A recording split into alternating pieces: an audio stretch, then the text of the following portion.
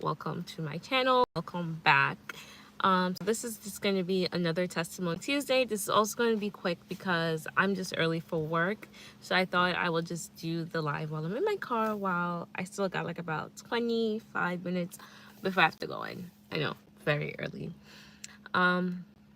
So this is like something that happened a while ago. So like, okay, let's backtrack, guys. So back in March, I believe, I received a letter from my insurance company at the time telling me that I'm being dropped because the letter and the email had just told me, like, I'm being dropped. So I'm obviously like, what on earth is going on? Like, why is this happening?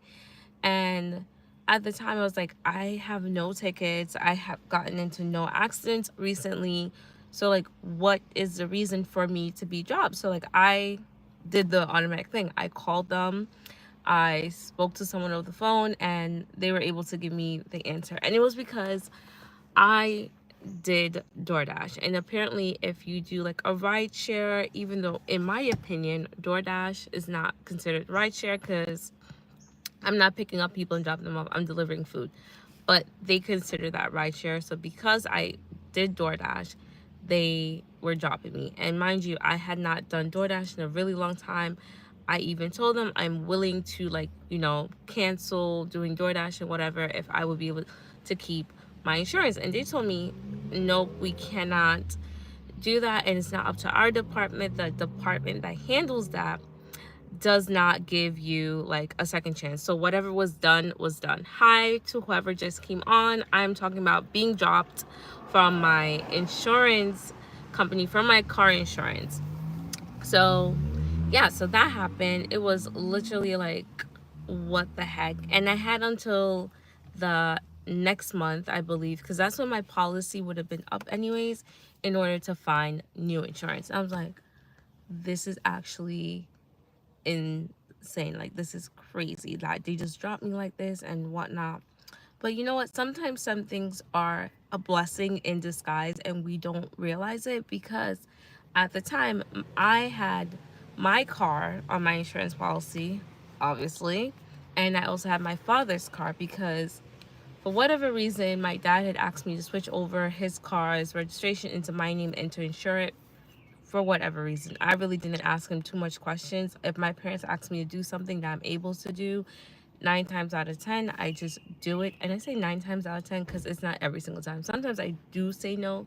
It's rare though. So I did that. And with my dad being my insurance, like, he paid his part, I paid my part, but every month it was so annoying having to remind him, like, Daddy, remember to give me the money for the insurance, remember to give me the money for the insurance. At parts, like, I also was like getting billed for whenever you went through tolls, because obviously I'm now the person that plate is registered to. So anytime I go through tolls, I'm getting billed. It's coming out my bank account, and I will see money coming out my account. Like, what is going on? So that was crazy, right? So when that happened now, I had to tell him, like, yeah, they're dropping my car, not his car. But because of that, I wouldn't kept his car in the policy and my car in a different policy. It just didn't make sense, right? So it's like, okay, I'm gonna find new insurance for both of our vehicles because his car is still registered in my name. And as much as I agreed to do it, I didn't like the fact that I felt like I was lying, and I didn't feel like I was doing the right thing by having it registered in my name, even though I'm not the one driving it around. But I still did it because that was my father, because that's my father. And yeah. So when this happened, I was like, maybe this is like a good thing, because what ended up happening was my father took back over the registration for his vehicle and got it insured by himself. And I had my vehicle, only my vehicle now, on my new insurance policy. Hi. So I'm talking about the fact that I had first gotten dropped from my car insurance, right? Like, because I did DoorDash. Um, yeah, but this was like a blessing in disguise, because really and truly, like, I was upset at first because I had to go find new insurance. But at the time, I had both my vehicle and my father's car on that insurance policy, and I really didn't want to be the one in charge of my dad's like insurance anymore, like because it was being very annoying having to remind him to pay, give me the money to pay for his part of the insurance. So when I got dropped, right, even though my vehicle was the only one being dropped from the policy, I was like, okay, I'm just gonna get insurance, new insurance for both our vehicles, because I'm not gonna have two separate insurance policies. That was gonna be too much of a headache. And what ended up happening is my dad took back over the registration for his vehicle, and I only had to worry about my vehicle, because really and truly it is so annoying when someone else is the one driving a vehicle. So he was getting tickets, he will constantly be getting tickets. So, and it's coming in my name, it's going on my record that I'm the one getting these tickets and I'm not the one driving. So like that also was very frustrating, because I'm like, I'm the one, at the end of the day, I'm jeopardizing my license, because if they ever found out that like I'm not the one driving this vehicle and getting these tickets or whatever, I could be in big trouble, like legally. And I just was like constantly worried about that at the back of my mind, because my dad is someone who speeds a lot. He's always getting like some sort of ticket, like within this, like I think I had his car registered in my name for like less than a year. I don't think it was even a full year yet, guys. And he had like multiple tickets that came in the mail to me, and I would open it because I'm like, I didn't remember doing anything where I should have gotten a ticket. Open it, see that it's his car, that he's the one who got a ticket, and I'm like, can you pay this? And he also would be like very forgetful sometimes, and like say, oh yeah, I'm gonna pay, and then like another letter comes reminding, you haven't paid um this ticket, and I have to go again and remind him. So it's just like, you're an adult. I don't want to feel like I'm parenting my parent and having to constantly go behind them and tell them to do something. So honestly, this was such a huge blessing in disguise when this happened, because really and truly, all that responsibility, all that weight, all that worry, all that like, frustration that I had with being the one responsible for his insurance came off of me, because I'm like, I no longer had to worry about it. All I had to do was worry about myself. And I am someone, I pay my bills. Like my bills are always paid. Like that is not a thing. I make sure I have the money, however I have to like work extra shifts or whatever to pay my bills. So like I'm not trying to have to constantly pay someone else's bill or have to like make sure it's covered when I barely have money to pay my own bills, right? And as much as that's my father, but like, you are grown, sir. What, you can have your own insurance and pay your bills on time. Like I don't need to be doing that for you and having to remind you. So that, to be honest, like to some people that seemed like so small, so insignificant, like, but really and truly, when I tell you, like, for the time I was the one with the insurance, with it registered in my name, from the very beginning up until like right when I no longer had to worry about it, it was something that was constantly weighing on my mind. Like, and like, it wasn't like, like something like, oh my gosh, oh my gosh, oh my gosh, but it was just like always at the back of my mind, like whatever he does, it's going to impact me because it's registered in my name. It says Anushka on it. So I did not like that fact. And like I said, the other reason was like I felt like I was lying, and I really don't want to have to lie. I don't like anything where it's like you're kind of playing the system. Like I'm very much one of those people, like I like to abide by the laws. Like I will call out my family members and people I know when they try to circumvent laws or try to find loopholes in things. I'm like, nope, I'm very much like, if the law says this, that's what I'm doing. Granted, that doesn't mean I've never broken the law. I'm going to say that because if I'm being honest, I have, but there are certain things that I don't play about when it comes to the law, and I'm not trying to jeopardize my own car insurance. So that's really my testimony. Like, the Lord is working things out. And when I tell you, sometimes it seems like, why did this happen? And then later on, you see why. Like, you don't understand in the moment how things are working out in your favor. And the Bible also always tells us all things work together for the good of those that love the Lord. So like, you know, in that moment, that thing, like, even though it didn't seem like a good thing, it turned out to be such a great thing that happened for me. Because at the time I was like stressed out because I'm like, how am I gonna get insurance? But I was able to get insurance with another company. Did my insurance go up? Yes, it did.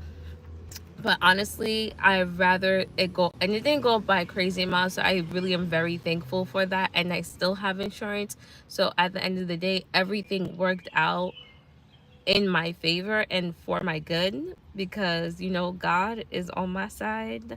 And if not, then why not? And also, if not, then why not? Um, because money is very important. Like, I know, like, the Bible tells us the love of money is the root of all evil, but money also answers a lot of our problems in life, right? You can't live this life without money, because you need money to buy food, to have, like, provide a shelter over your head for whatever you need. But I think you also just need to be like very smart with your money. Like, I'm not someone who hold on and try to hoard money. Personally, I'm very like, if someone asks me for money or asks to borrow money from me, if I have it, I will. I also like to donate to like charities, or and to even like to like people in general. Like, I will give money, like even in my church, like people like, oh, there's an event going on, Anushka, buy my ticket because I can't afford it. I've done that, like, and I do it willingly. That's also the thing. A lot of people like to hoard and hold on to money, and honestly, that's where a lot of problem comes. When you try to hoard money, when you try to get money by illegal means, that's also when you start running into a lot of problems. There's a verse in Proverbs that talks about like ill-gotten gains. So basically, if you get money illegally, it won't last. Like, so when you get money by deceitful method, that money never lasts. It goes out your hand like water. And this is a scripture I'm always like referring to, and I like say it because it's really so true. I've seen it with my own eyes. People who do things very like, I don't know if it's like saying you know, deceitfully. But yeah, but yes, we are to trust in God, because God is the source of everything. So whatever you need in this life, God will provide it. Maybe you it won't be provided in a way that you think it will be provided, right? Like, let's say like you really need money. Sometimes that can come from getting a new job. Maybe like someone, God would put it in someone's heart to like bless you with that money, right? Or it can be like you find money randomly. But I think we should constantly lean on God, trusting Him for everything, because He is the creator of all things. So there's nothing that He cannot give you if it's in His will to give you. That's also the part that people tend to forget, is that if it's in the will of God for you to have that thing, then you will have it. If it's not in His will, then sometimes no matter how much we pray, we will never see that thing be manifested. Like, honestly, guys, I'm 5'1". My whole life, for many, many years, I prayed for a couple more inches. God has never answered that prayer, because it's just not in His will for me to be taller. I know, and it seems so small, but really, truly, when I tell you guys, I was literally praying for like years for just a couple more inches, guys, just like 5'3", and I would have been happy. But I really think it comes down to trusting God and trusting His will for your life, and that He is our provider. He's Jehovah Jireh, my provider, the God that is more than enough. So He's more than enough to supply all of our needs.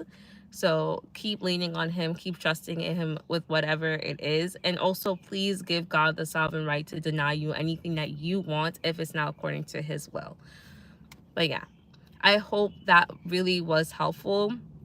And when I tell you guys, some blessings are like in disguise. Like, you didn't think it was gonna be a blessing, but it really turns out to be, because trust me, when that happened to me, I think I cried. I'm pretty sure I cried. I did cry. No, I did. I cried multiple times. but it turned out to be a great thing, a God thing, and I thank God for that. And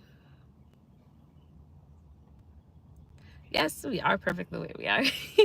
But as always, I thank you guys for watching, for supporting, for engaging with me as always. If you haven't already, please subscribe to the channel so you don't miss when I do post. I do have a video that's going live today at 5 p.m. Eastern Standard Time. So please make sure you check that out. Bye, guys.